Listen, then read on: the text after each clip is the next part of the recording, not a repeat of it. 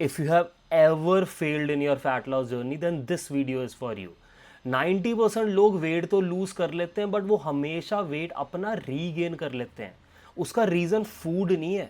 It's not that आपकी cravings बहुत ज़्यादा हाई है. It's not that you are a foodie. It's just because of one simple reason कि आप डरते हो. You fear around your favourite foods. आपको लगता है टेम्परेरी शॉर्टकट लेने से, ये फूड्स बिल्कुल छोड़ देने से आप फिट बन जाओगे. Yes, for that particular time. But वो 30 दिन, 60 दिन, 90 दिन से ज़्यादा आप उसको स्ट्रेच नहीं कर पाओगे. और ये मैं आपको बता पा रहा हूँ बहुत श्योरिटी के साथ, after transforming more than 1300 plus lives of busy Indians all over the world. आप अगर मेरा इंस्टाग्राम पेज देखोगे ना, ऐसी ट्रांसफॉर्मेशंस आपको देखने को मिलेंगी, ऐसे टेस्टिमोनियल्स आपको देखने को मिलेंगे जो शायद टॉप 1% कोचेस ही डिलीवर कर पा रहे हैं वर्ल्ड वाइड.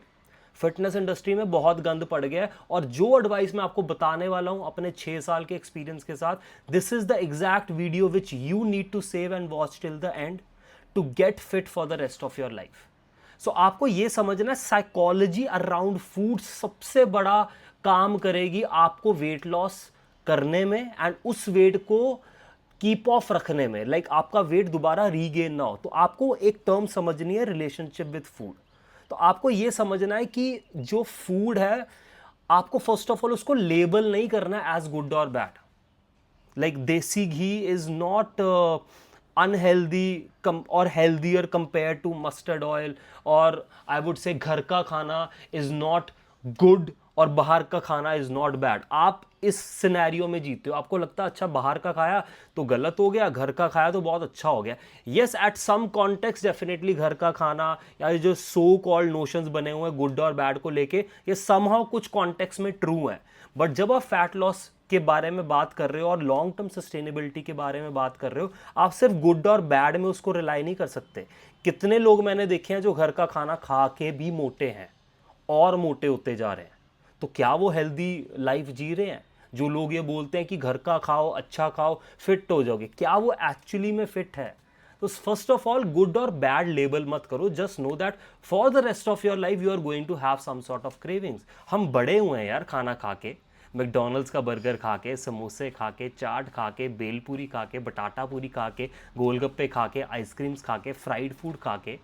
क्या आप उसको लाइफ के लिए छोड़ सकते हो? दैट वुड बी स्टूपिडिटी अगर आप बोल रहे हो कि मैं लाइफ के लिए इसको छोड़ दूंगा. अरे 12 साल तो मुझे हो गए हैं फिटनेस में, तो क्या मैंने कंप्लीटली ये फूड छोड़ दिए? मेरे 6 पैक एब्स हैं, तो क्या मैं बिल्कुल ये फूड्स खाता ही नहीं हूँ? या जो ये जॉन अब्राहम वगैरह की वीडियोस देखते हो, उन्होंने 25 साल से काजू कतली नहीं खाई, ये बुलशिट एडवाइस है. ये सेलिब्रिटीज़ की एडवाइस तो आप सबसे पहले तो फॉलो करना बंद कर दो फिटनेस को लेके, और फूड को गुड और बैड लेबल करना बंद कर दो. आपको ये समझना, आपको समझना आप किन फूड्स के अराउंड ज़्यादा एंशियस होते हो या किन के अराउंड आपको लगता है कि आप बहुत ज़्यादा मोटे हो जाओगे. आपको बस समझना है. जैसे मुझे पता है मैं भुजिया, नमकीन, फूड्स लाइक पिज़्ज़ा या कुछ भी नमकीन या सुशी या dal makhani, butter, I would say butter roti या गार्लिक नान, ये फूड्स के अराउंड मेरी टेंडेंसीज हैं ओवर ईट करने की. तो मुझे अपनी क्रेविंग्स को समझना है और मुझे ये फूड्स के साथ एक रिलेशनशिप बेटर करना है कि मैं कैसे ये फूड्स को ओकेजनली इंजॉय कर सकता हूँ without thinking in my head कि मैं इनकी ओवर ईटिंग करूँगा. तो डेफिनेटली अगर आप किसी फूड्स के अराउंड एंशियस फील कर रहे हो या अगर आपको लगता है आपकी कैपेबिलिटी है कुछ ज़्यादा कंज्यूम करने की, जैसे कई लोगों की मीठा ओवर ईट करने की हो सकती है, कई लोगों की नमकीन, चिप्स, स्नैकिंग करने की ओवर ईटिंग हो सकती है, काम के बाद बहुत ज़्यादा स्ट्रेस हुआ तो शायद आप ओवर ईटिंग कर सकते हो. तो पहले तो आपने अपने पैटर्न्स को नोट करना है. फिर आपने धीरे धीरे समझना है कि फूड गुड और बैड नहीं होता. आपको बस एक समझना है कि आपका कुछ फियर बना हुआ है बिन साइकिल्स को लेके. तो आप थोड़े टाइम के लिए तो छोड़ देते हो कुछ खाना पीना, but once you get closer to a certain goal, once you get to that frustration, then आपका वही बिहेवियर दोबारा रिकॉल कर जाता है. और जब वो दोबारा रिकॉल करता है, आप रिस्ट्रिक्टेड फील करते हो, आपको लगता है ये फूड खत्म हो गया था, आपने एकदम से खाना शुरू किया, फिर आप उसको कंट्रोल नहीं कर पाते हो. One of the things which I have, which works for me and which has worked for my 1300 plus clients is changing your mindset around these foods. तो 3 चीज़ें यहाँ से याद रखेंगे जो आप नोट कर सकते हो, जो आपको हेल्प करेगा आपकी क्रेविंग्स को सप्रेस करने में, अपने फेवरेट फूड्स के अराउंड ओवर ईटिंग बचाने में, एंड जो ये आप रिजल्ट्स अचीव कर रहे हो फैट लॉस जर्नी में by following a certain protocol, इन रिजल्ट्स को आप मेंटेन कर पाओगे while eating your favourite foods for the rest of your life. So सबसे पहले तो आपको ये समझना है, ये जो आपका फेवरेट फूड है, फॉर एग्जांपल मेरे लिए भुजिया है, नमकीन है, चिप्स है, या पिज़्ज़ा है, या सुशी है, this is going to be in abundance. Any food which you like, it is going to be there in abundance. So you don't have to fall for it every single day. You don't have to over it today thinking that ये कल खत्म हो जाएगा. So just have this one thought in mind: food is in abundance, and food industry is only going to grow with time. It is only going to expand. But if you keep on expanding, if your weight keeps on rising, you will come at a point where your body will just give up on you.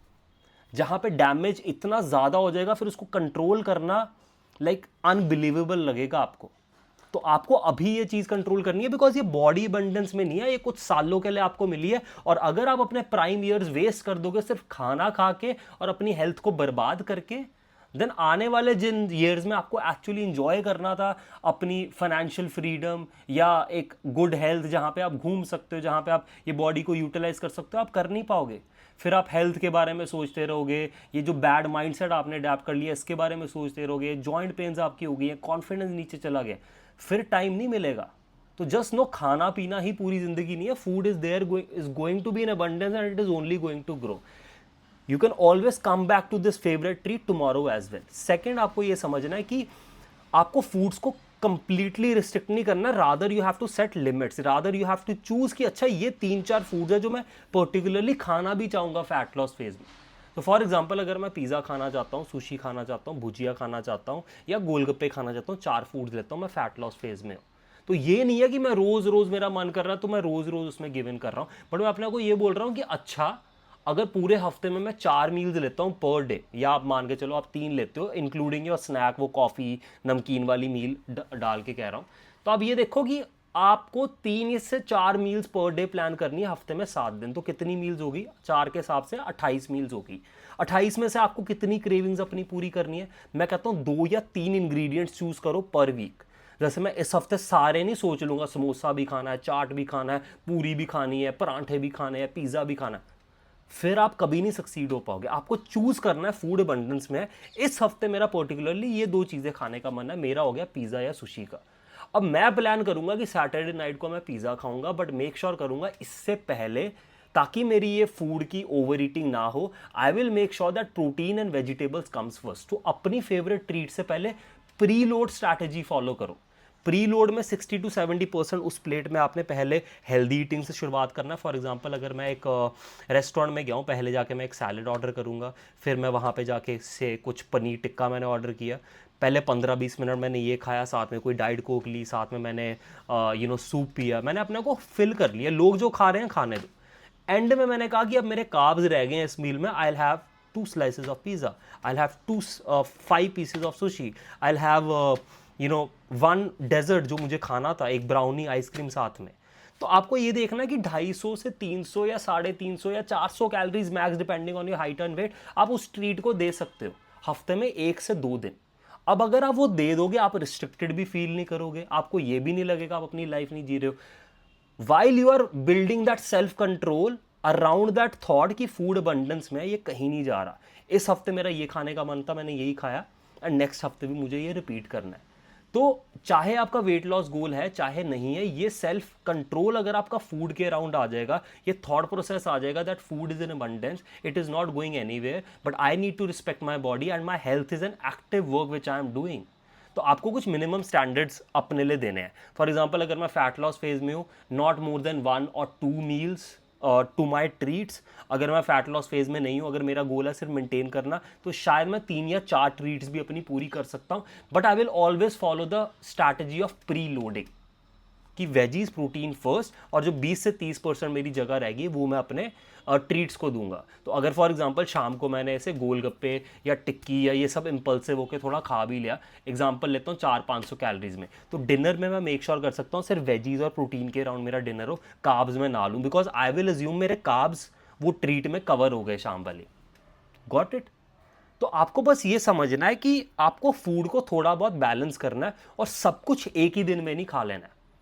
और अगर आप गोलगप्पे खा रहे हो, you don't have to eat golgappa till the time you get full. You are like यार 3-4 गोलगप्पे खाने थे, test पूरा हो गया, मजा आ गया, it's okay, now I can even have it next week. Pizza खा रहा हूँ, I don't have to eat the entire pizza.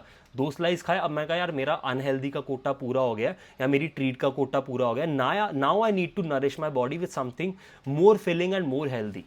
That would always be protein, vegetables, fibre, something around that, right. देखो आपका पानी का इंटेक पूरा हुआ कि नहीं, देखो आपके स्टेप्स 7 से 8 हज़ार का स्टेप्स पूरा टारगेट हुआ कि नहीं, देखो आपने हफ्ते में मिनिमम 3 वर्कआउट्स किए हैं कि नहीं। तो ये चीज़ों को साथ में लेके चलो, अपने मिनिमम स्टैंडर्ड सेट करो कि अच्छा 2 या 3 ट्रीट मील्स बाहर की, इतना पानी इंटेक, इतना स्टेप गोल, इतने मिनिमम वर्कआउट्स।